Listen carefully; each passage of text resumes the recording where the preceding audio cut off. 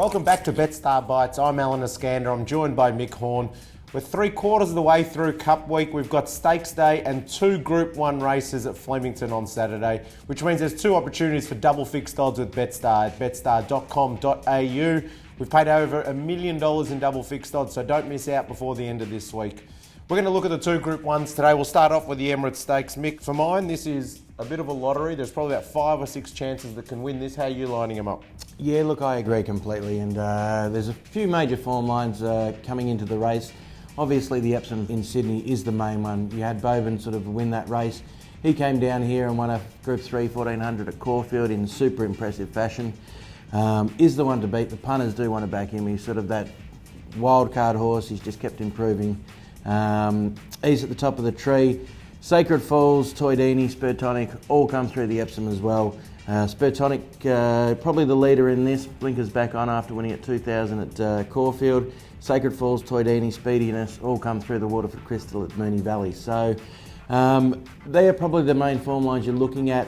It's a very tricky race. Bovin meets most of the other horses much worse off at the weights for the Epsom handicap run. But in saying that, he's probably the most progressive and the one that punters are going to come for. Who are you tipping, Mick? Look, I think it's a very tricky race.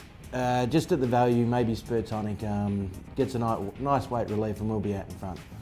Bovin's broken my heart over its last 2 runs. In both races, I thought it was going to get done, and Betstar was standing for a fortune. Somehow found the line. Well done to Connections, who are friends of Betstar, but I'm going to tip around it. I'm going to tip Speediness. At about the $10 mark represents really good value. Flying this prep, its last 3 starts have all been good. It's 2 from 4 at Flemington. Hasn't missed the top 3 when it's run 1,600 metres. Gate 2 will get a gun run, and I think at $10 represents some pretty good value. Mick, let's have a look at the what's formerly known as the Patinack. Let's have a look at the VRC Sprint now. A little bit pointier in the market, at the top end of the market here with Lucky 9. $10 we opened up. We took a bet of $5,000 at $9. We took a bet of $10,000 at $4.20. And we took another bet of $10,000 at $4. Now $3.80 favourite. Yeah, and look, I think he will definitely still be popular at the price. He is a 5-time Group 1 winner, 4 times in Hong Kong, and then over in Singapore in the international sprint earlier this year. Bell Sprinter came through that race as well, and Lucky 9 did win by 3 lengths. So he's a world-class horse. He's sure to have admirers. Last time at Moonee Valley was very good, running second in the Manikato behind Buffering as well.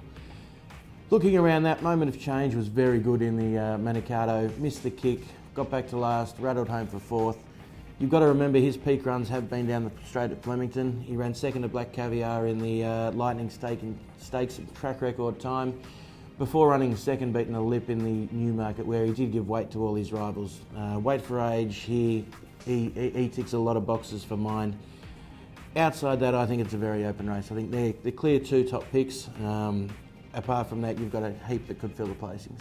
That's fair enough. Buffering finally popped its Group 1 cherry last start, so no doubt the punters and the public at large will be cheering it to go back to back. I'm going to go down the field a little bit, a horse called Villa Verde. It's a $21 chance, carrying no weight on its back whatsoever. It'll settle midfield and get cover. It's got a good turn of foot, and at $21 again represents some pretty good value. Hope we've helped you find a winner here. Don't forget double fixed odds at betstar.com.au. Good luck and good punting.